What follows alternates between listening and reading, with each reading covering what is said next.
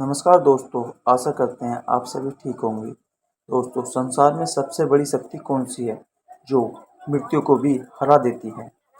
प्राचीन समय की बात है, एक गांव के बाहर भगवान शिव का मंदिर था। उसके सामने ही एक बरगद का विशाल पेड़ था।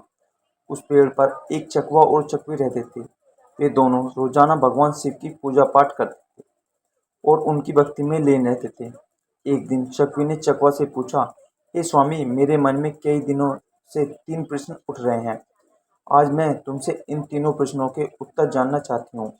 मेरा पहला प्रश्न है, इस संसार में सबसे बड़ी शक्ति कौन सी है जो मृत्यु को भी हरा देती है?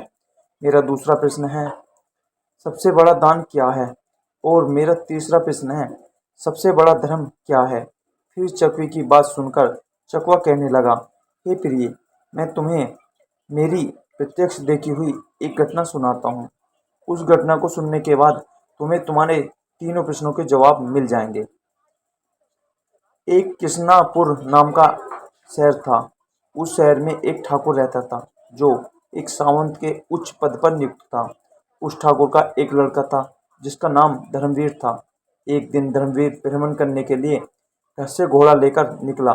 घूमते घूमते धर्मवीर को प्यास लगने लगी। थोड़ा और आगे चलने पर उसे एक पानी की प्याऊ दिखाई दी। फिर उसने वहां जाकर पानी पिया और अपने घोड़े को भी पानी पिलाया और थोड़ी देर वहीं बैठकर विश्राम किया। विश्राम करते हुए धर्मवीर ने देखा कि वहां बहुत से यात्री आ रहे हैं और जा रहे थे और पानी पीने के बाद बड़ा आशीर्वाद दे रहे थे। वो यात्री कह रहे थे, बहुत ही अच्छा काम कर रहा है यह पानी पिलाने वाला। पानी पिलाने वाले को भगवान हमेशा प्रसन्न रखे। यह आशीर्वाद राहगीर देते जा रहे थे। इस बात को धर्मवीर सुन रहा था। धर्मवीर सोचने लगा कि मैं एक प्याऊ खोलूंगा और वहां मैं हर राहगीर को पानी पिलाऊंगा। यह सोचकर धर्मवीर घर चला गया और अपने पिता सामंत से कहने लगा, पिताजी, मुझे किसी काम के लिए आपकी मदद चाहिए। तो ठाकुर कहने लगा, क्यों बेटे, क्या काम है? तब धर्मवीर ने कहा कि पिताजी, मैं पानी पिलाने के लिए प्याऊ खोलना चाहता हूँ। तो ठाकुर कहने लगा, हमारे घर में क्या कमी है, हम एक प्याऊ खुलवा देंगे और उस पर एक नौकर रख देंगे। तो धर्मवीर उस ठाकुर से कहने लगा, नहीं पिताजी, मैं अपने हाथों से पानी पिलाऊंगा। पिता पुत्र की बात मान लेता है और धर्मवीर के लिए पानी की प्याऊ की व्यवस्था करवा देता है। अब धर्मवीर एक ऐसे स्थान पर प्याऊ बना लेता है जहाँ 5-5 किलोमीटर तक कहीं पानी की व्यवस्था नहीं थी। वहाँ उस रास्ते पर जितने भी राहगीर आते, पानी पीकर आगे बढ़ जाते। फिर एक दिन 4 यमदूत एक मनुष्य की आत्मा को लेकर धर्मवीर के पड़ोसी गांव से जा रहे थे। फिर यमदूत ने देखा कि प्याऊ बनी हुई है, तो वह चारों अपना भेष बदलकर उस प्याऊ पर पहुंचते हैं। वहां जाकर उन्होंने पानी पिया। पानी पीने के बाद चारों यमदूत उस आत्मा को लेकर चले जाते हैं। उसके बाद जब भी यमदूत उस क्षेत्र में आते हैं तो उस धर्मवीर के प्याऊ पर पानी पीकर जाते। फिर एक दिन धर्मवीर ने जब उन्हें देखा तो कहने लगा, भाई, तुम 4 दिन पहले आए थे, तुम अब कहाँ जा रहे हो और तुम कौन हो? तब वह चारों कहने लगे कि हम व्यापार करते हैं और इस रास्ते में 2-4 दिन में आते रहते हैं। तब धर्मवीर ने उनकी बातों पर विश्वास कर लेता है और फिर धर्मवीर उन चारों को हर बार की तरह स्वागत करता है, मीठा और ठंडा पानी पिलाता है। धीरे धीरे समय बीतने लगा और जब भी वह यमदूत वहां आते तो धर्मवीर उन्हें पानी पिलाता। अब चारों यमदूत धर्मवीर के मित्र बन गए। इसके बाद जब भी वह चारों यमदूत उस मार्ग से आते तो धर्मवीर की प्याऊ पर जरूर आते और वहां बैठकर उससे बातें करते और फिर चले जाते। अब धर्मवीर के विवाह का समय आया तो धर्मवीर ने अपने उन चारों मित्रों को निमंत्रण दिया। फिर वह चारों यमदूत उसके विवाह में सम्मिलित हुए। विवाह होने के बाद धर्मवीर अपनी पत्नी को अपने घर ले आया। उसके बाद कुछ समय और निकला। फिर एक दिन यमराज उन यमदूतों से कहते हैं, कल ठीक 12 बजे तुम्हें एक धर्मवीर नामक व्यक्ति को लाना है। यमराज ने यमदूत को 24 घंटे पहले ही बता दिया था। अब चारों यमदूत सोचने लगे कि धर्मवीर तो हमारा मित्र है, हम कैसे उसे लाएंगे। फिर वे चारों यमदूत धर्मवीर की प्याऊ पर आते हैं जहाँ धर्मवीर पानी पिला रहा था। वहां जाकर वे चारों यमदूत मनुष्य का रूप धारण करते हैं और धर्मवीर के पास आकर पानी पीते हैं और पानी पीने के बाद वे चारों रोने जाते हैं। तब धर्मवीर उन्हें रोता देख उनसे पूछता है कि हे मित्रों, तुम क्यों रो रहे हो? तुम बताओ, इस क्षेत्र के ठाकुर का पुत्र हूँ। अगर तुम्हें किसी ने सताया है तो मैं उसे दंडित जरूर करूंगा। फिर उनमें से कोई जवाब नहीं देता है। चारों एक दूसरे को देखने लगते हैं। उनमें से सबसे छोटा वाला यमदूत सबसे ज्यादा रो रहा था। धर्मवीर उससे कहता है, मुझे बताओ कि तुम क्यों रो रहे हो? आखिर क्या हुआ? फिर वह छोटा वाला यमदूत कहता है, मित्र क्या बताऊं, हम चारों कोई मनुष्य नहीं हैं, हम चारों यमदूत हैं। हम जब भी इस क्षेत्र से किसी आत्मा को लेकर जाते थे तो तुम्हारी प्याऊ पर पानी पीने के लिए आ जाते थे और धीरे धीरे तुमसे हमारी मित्रता हो गई। यह सुनकर धर्मवीर भयभीत हो गया। फिर सबसे छोटा यमदूत कहने लगा, हे मित्र, आज ठीक 12 बजे तुम मृत्यु को प्राप्त हो जाओगे। हमारी मित्रता के मोह के कारण ही हमें रोना आ रहा है। यमराज ने हमें आज्ञा दी है कि मैं सर्प बनकर तुम्हारे सिर पर डसूंगा और यह जो 3 मेरे बड़े भाई हैं यह तुम्हारे प्राणों को लेकर चले जाएंगे। फिर धर्मवीर कहने लगा, मित्र, जब मेरी मृत्यु का समय आ ही चुका है तो तुम्हारे रोने से क्या लाभ? इसमें भला तुम भी क्या कर सकते हो? मैं मृत्यु से नहीं डरता, मैं तुम्हारे साथ चलने के लिए तैयार हूँ। फिर छोटा यमदूत कहता है, हे मित्र, सबसे ज्यादा स्नेह तुमसे मैं ही करता हूँ, परंतु क्या करूँ, संयोगवश मुझे यह जिम्मेदारी मिली है कि मैं तुम्हें डसूंगा और तुम्हारी मृत्यु मेरे ही हाथों से होगी। तब धर्मवीर कहने लगा, ठीक है मित्र, कोई बात नहीं, जो यहाँ आया है उसे एक ना एक दिन तो जाना ही पड़ेगा, मृत्यु को कोई नहीं टाल सकता। फिर वह छोटा यमदूत कहता है, देखो धर्मवीर, ठीक 12 बजे से 10 मिनट पहले हम चारों यमदूत तुम्हारे घर की सीढ़ियों पर बैठ जाएंगे और 10 मिनट बाद तुम्हें ले जाएंगे। इतना कहकर वे चारों यमदूत अदृश्य हो गए और धर्मवीर फिर थोड़ा सा घबराया और अपने घर को चल दिया। उसने रात को वह बात अपनी पत्नी से नहीं बताई और इंतजार करने लगा कि कब 12 बजेंगे। और जब 12 बजने का समय नजदीक आया तो वह छोटा वाला यमदूत सर्प का रूप धारण कर लेता है और सीढ़ियों पर बैठ जाता है। इधर धर्मवीर मन में विचार कर रहा था कि मैं थोड़ी देर में मरने वाला हूँ और मेरी नई नवेली पत्नी है, तो क्यों न थोड़ी देर में मैं अपनी पत्नी से बातें कर लेता हूँ। और यह सोचकर वह ऊपर के कमरे में जाने लगता है। अब उसे ऊपर जाने के लिए सीढ़ियों से होकर जाना था जिन पर वह सर्प बैठा हुआ था। जब धर्मवीर ने सर्प को बैठे हुए देखा तो धर्मवीर उसे पहचान गया और उससे कहने लगा, हे मित्र, तुम मुझे डस लो, मैं कहीं नहीं जा रहा हूँ। तभी सर्प कहता है, मित्र, मैं तुझे जरूर डसूंगा, पर जब 12 बजने में 10 मिनट शेष रहेंगे तभी मैं डसूंगा। जब सर्प और धर्मवीर आपस में बात कर रहे थे तो धर्मवीर की पत्नी उन्हें देख रही थी और उनकी बातें सुन रही थी। धर्मवीर की पत्नी एक पतिव्रता स्त्री थी। उसका पतिव्रत धर्म उजागर हो गया और वह ईश्वर से प्रार्थना करने लगी, हे ईश्वर, मेरे विवाह को अभी 10 दिन का समय भी नहीं हुआ और यह क्या घटित होने वाला है। फिर चकवा कहता है, हे चकवी, वह एक राजपुत्र के पुत्रवधू थी।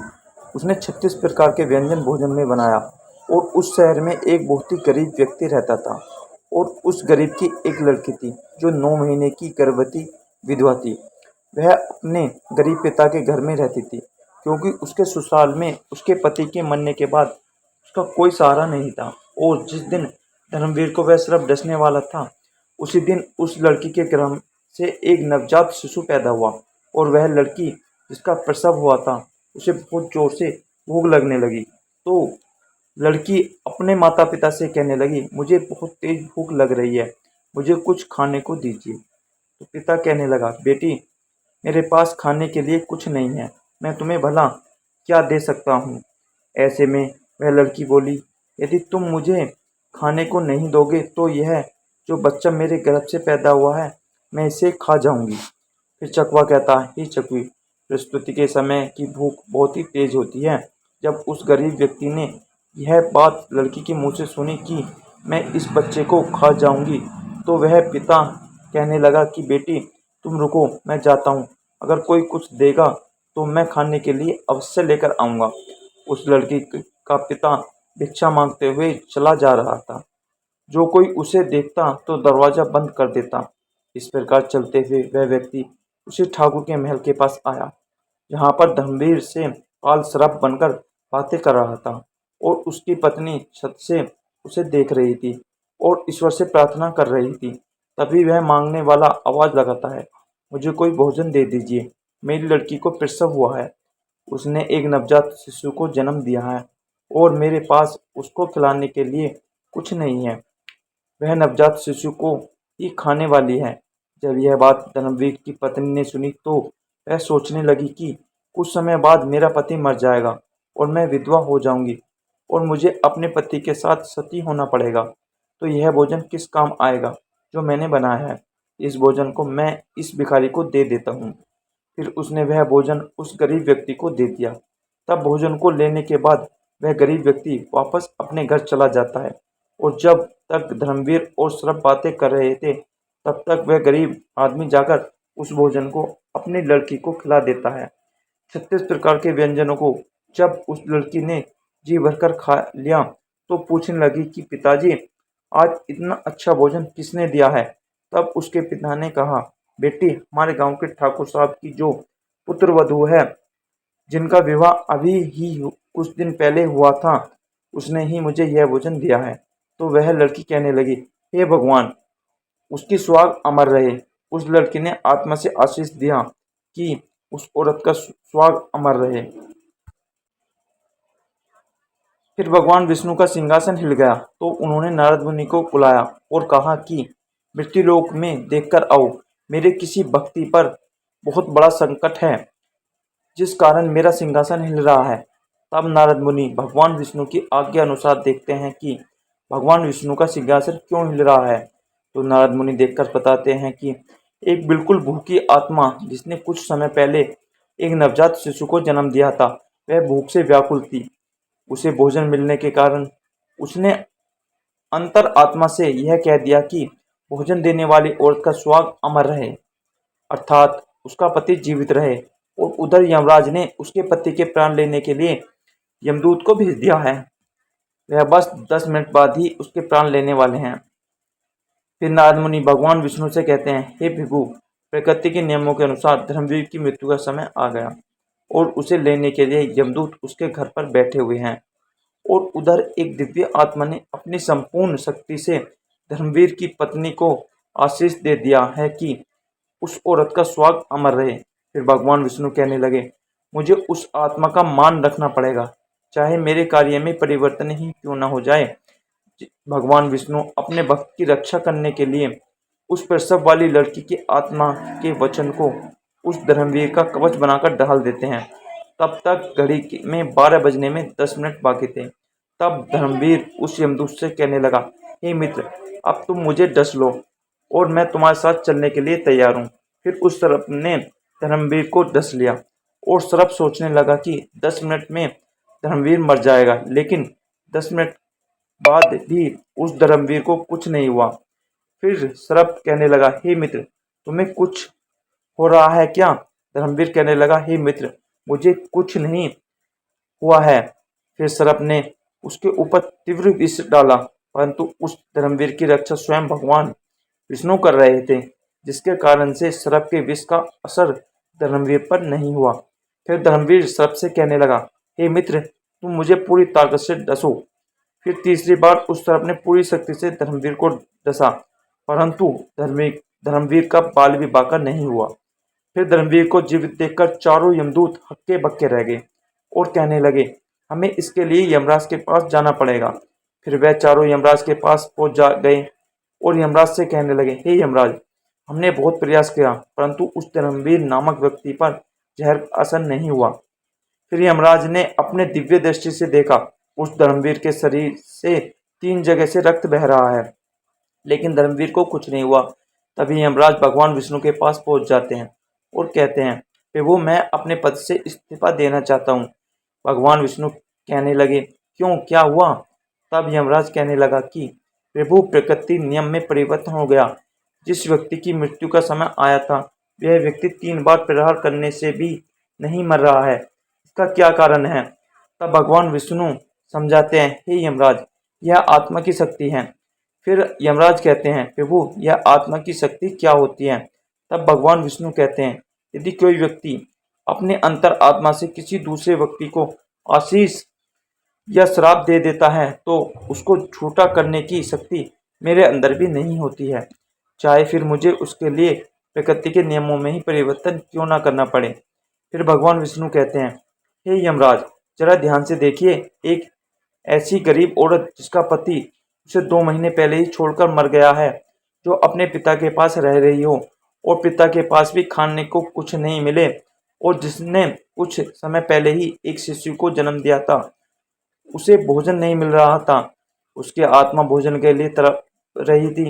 वह अपने नवजात बच्चे को खाने को तैयार थी और उसको भोजन उपलब्ध कराया उस धर्मवीर की पत्नी ने, और उस औरत ने उसे ऐसा आशीष दिया कि उसका स्वर्ग अमर हो जाए। मुझ में एकाग्र होकर जो व्यक्ति आशीष या श्राप देता है, मैं उसके वचन को कभी झूठा नहीं होने देता हूँ। हे यमराज, इसलिए तुम्हें धर्मवीर की आयु 100 वर्ष और बढ़ानी होगी। फिर यमराज धर्मवीर की आयु को 100 वर्ष बढ़ा देते हैं। फिर चकवा कहता है, हे चकवी, तुम्हारा पहला प्रश्न था कि संसार में सबसे बड़ी शक्ति कौन सी है जो मृत्यु को भी हरा देती है। तो समझ लो, सबसे बड़ी शक्ति होती है आत्मा की शक्ति। यदि कोई व्यक्ति आत्मा से आशीर्वाद दे या श्राप दे तो इसे ईश्वर भी टाल नहीं सकता। तुम्हारा दूसरा प्रश्न था कि सबसे बड़ा दान क्या है, तो समझ लो, हमें अन्न का दान करना चाहिए। अन्न का दान सबसे बड़ा दान माना जाता है। भूखे को भोजन कराना सबसे बड़ा दान होता है।